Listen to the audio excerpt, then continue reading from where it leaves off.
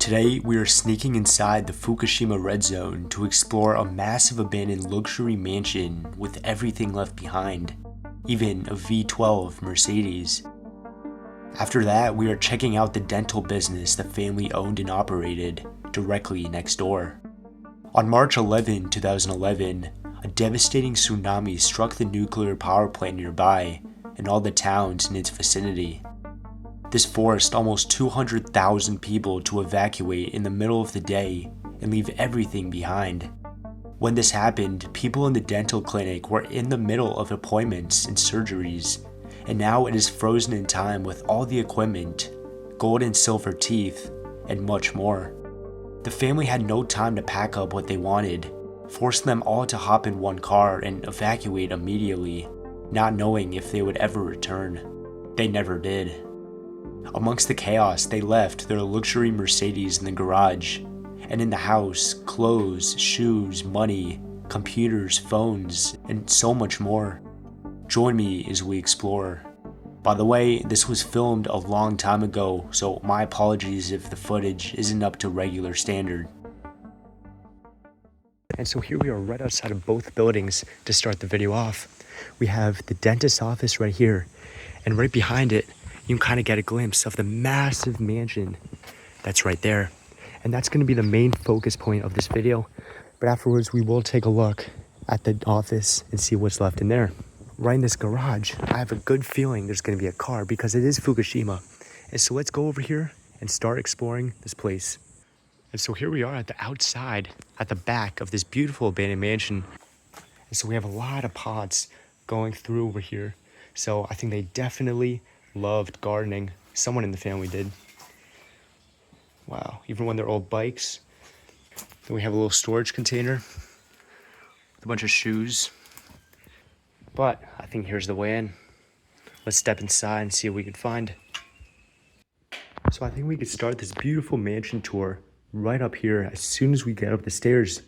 We have a beautiful balcony right over there, along with gorgeous stained glass windows and beautiful hanging chandeliers going all the way down.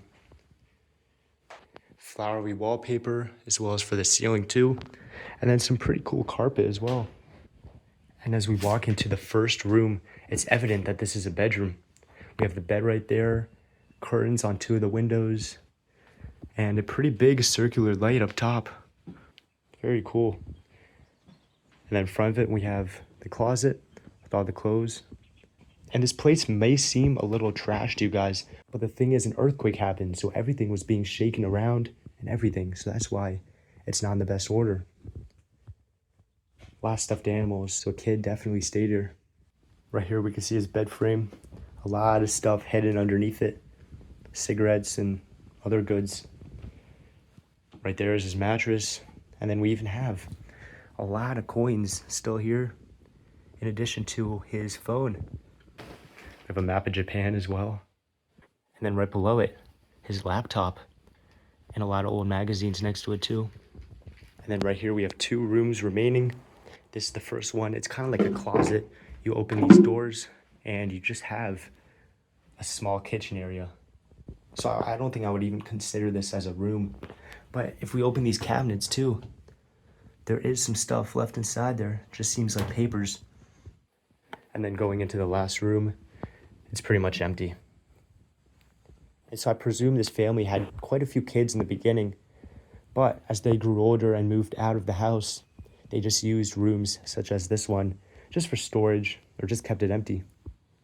There's some suspicious stains right here on this mattress because there is no stains at all or signs of leakage on the ceiling. So, very weird. And they did have their own private bathroom right over here. But now as we finish up the second floor, it is time to go back down. And we have the front doors as well. This is where you walk in for the first time. And of course, beautiful stained glass right here too. And so you walk this area when you come in, you continue on the bottom step and you would take your shoes off here and put them right in this cupboard. And that's where all of them are. People in Japan do not wear shoes in the house. And so we're always gonna see shoes right by the front door.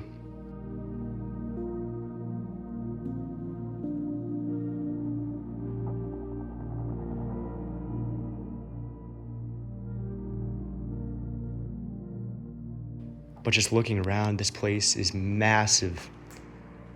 And of course we have the garden center right in the middle. Definitely looks pretty cool. I'm sure they could have had beautiful flowers. Look at that. Even a rock with some fake frogs there. So they could even add a fountain, which would have gone really well. And walking along, beautiful curtains blocking the windows. And we have water damage going on too. A lot of black mold, and just the ceiling is just falling apart completely. And this is the first room we're gonna enter right here.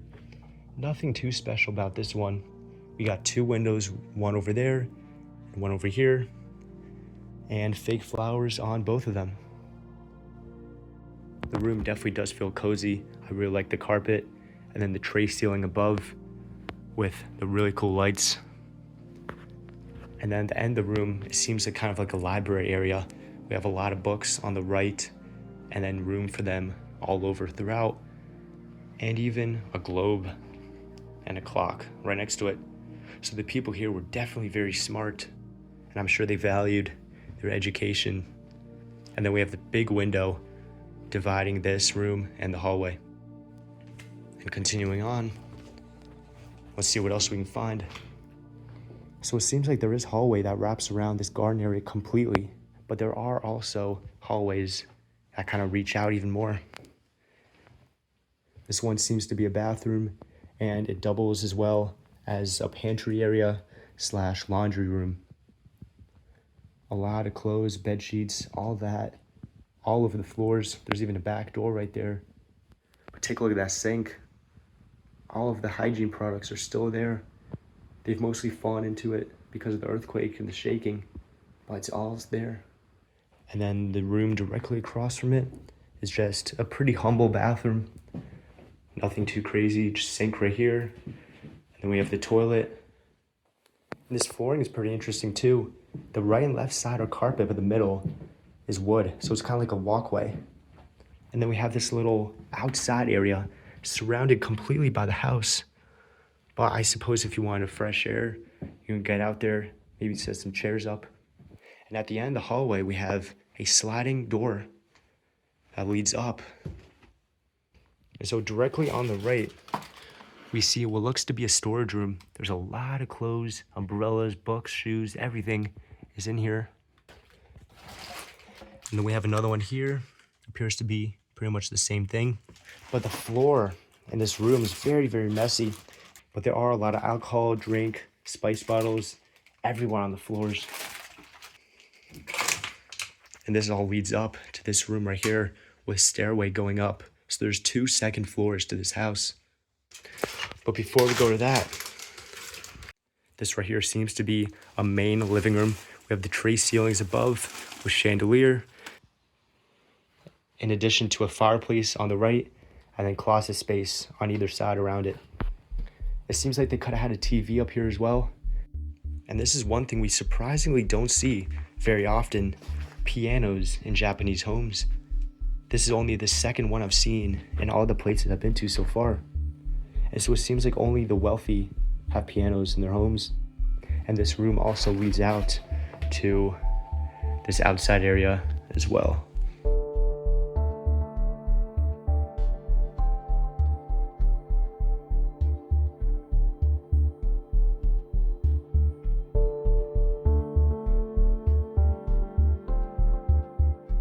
And I mean, the floors here in these rooms are absolutely disgusting. There's so much just yucky stuff around. And through this tarp, we have the kitchen and dining room, which is 10 times worse. Look at the fridge right there with all the food just falling on the floor. And it's open because of the animals. It smells bad. And it's a bad place to be in. We're gonna stay out of that room as much as we can. And right beside it, we have a calendar from March 2011. And so, of course, that is when the disaster happened. At the end of the hallway, we have just a bathroom and a back door. Nothing really too fancy. And then right beside the stairs, we have a massive living room. We'll check that out later. But for now, let's go up these pretty narrow stairs and go up and see the second wing of the second floor. All dusty right now. And 2 rooms up here, which seem to be just basic bedrooms. This one is pretty trash, I'm not gonna lie. Right here in this corner, we have the bed, along with storage space behind it. And I mean, just clothes and everything just scattered around completely. Even the chandelier is kind of wonky. This seems to be the master bedroom. So this is the parents' wing of the house. And then we even have ways out to the roof from here as well, which is very cool. You could set up some chairs and really relax. And then the second room is just a simple bathroom. So nothing really too crazy. And storage space for bedding and whatnot. But as we come back down to the bottom of the stairs, we have the entrance to this massive, massive living room right here. And this no doubt seems to be an entertainment center. I mean, there's so many rooms just connecting to it, and it's just a big open space with a lot of different stuff around it. And then we have kind of half tray ceilings on the top as well, with a calendar of March 2011. Welcome to the mansion. How's the dentist's office? Dude, it's crazy. Really? Yeah, these people must have been making a lot of money. I mean, dentist stuff really pays well. But obviously it did because they have a giant mansion here. The car too? Yeah. It's pretty wild. Insane. I mean, I think this is a combination of just animals and the earthquake. I think they've kind of really overrun this place pretty bad. There's a lot of stuff open, so a lot of ways in. It's been 13 years. Yeah. Makes sense, I guess. Let's continue the exploration of this room right here. And then right next to that wall too, we have these sliding doors that kind of camouflage into the wall with a big gun down here too. It is fake, it is plastic, but whoa. And this room right here is most likely going to be the main dining room. You have the beautiful chandelier here, and then they would have a small table right below here, and they would kneel around it. All of the homes I've been in too have these temple things up here suspended up in the air, so I think that may be a religious thing.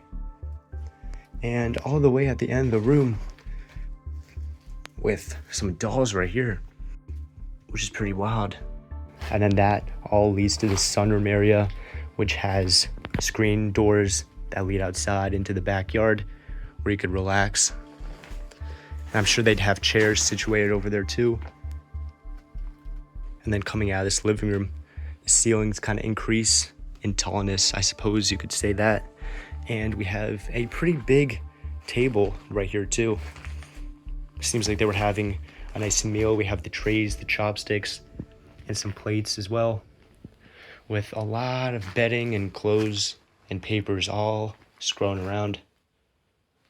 There's even a big TV right here in this corner, so I'm sure they could eat a nice meal and watch TV at the same time. And that all includes a calendar, another one from March 2011. And then we have really cool ceilings with the nice lights. And this is where we walked up to the door before we entered this mansion and started the tour off. And then the last room we're going to see before we end up checking out the dentist's office is the office. And that is right next to the living room we just explored with the piano, and it has a beautiful chandelier up top with a lot of cobwebs. But let's make it inside. Wow, we have some beautiful wood walling all throughout and a lot of books as well on the shelves. And here we have the main desk. But to finish the exploration of this mansion off, directly to the left of the stairway is this small wing of rooms right here. This one on the left seems to be a dining room. We have the table right in the middle. And then we have sliding doors that lead into this bigger looking dining room right here. So it seems like it was definitely a big family that lived here.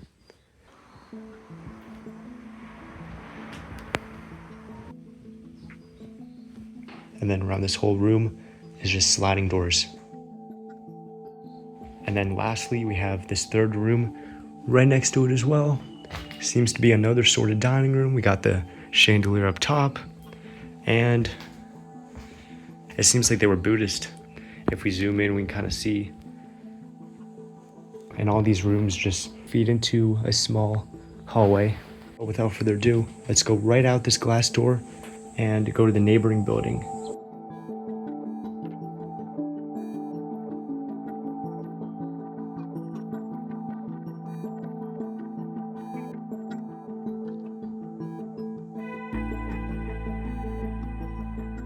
So let's kind of walk back outside, kind of where we started, follow this pretty overgrown pathway.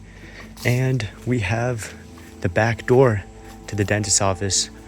And so the explore of the office is not going to be as in depth or anything like that. I just want to show you guys the business that they owned and operated. So we have the waiting area right here. You first walk in, and the generic dental posters on the wall. And right next to that is the main entrance, where we have a lot of dead plants in one corner, and then room for shoes right here on the other.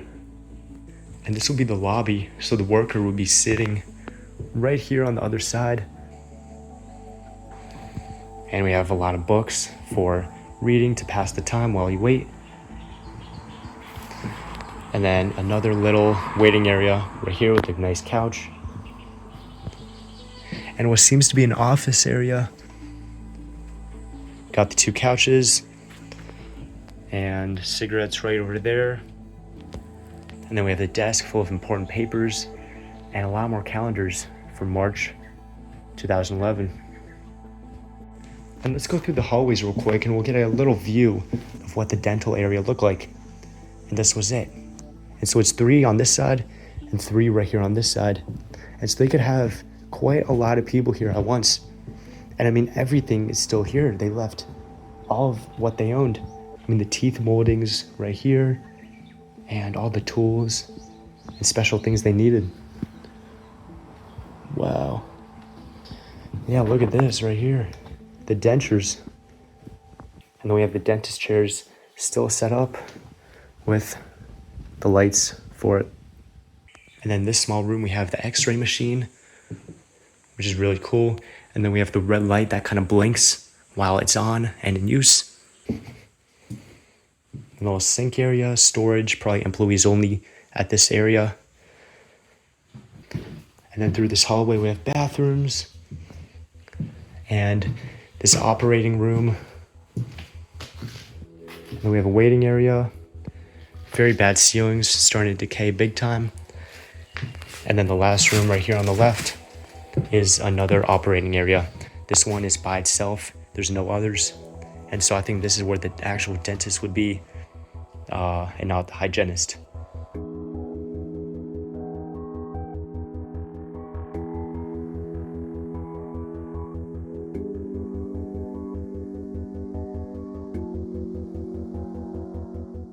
And then as we step inside the garage, I was just in awe. Look at this.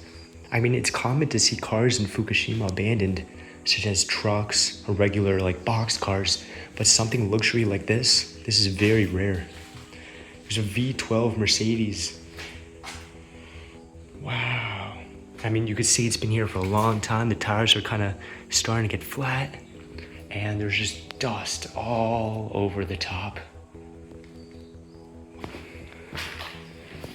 What a beautiful car though. And I mean, you could see that animals have definitely been through here. You see their paw prints on the hood. And if we get the door open, it's a right-hand wheel, of course. That's how it is in Japan. And I mean, the inside is very, very well personalized. There's that stuff hanging. There's even the drinks right there in the cup holder. But the inside doesn't really smell that bad. It smells like an active car. But I mean, they left everything. They didn't take anything behind, even this car. That's so crazy to me.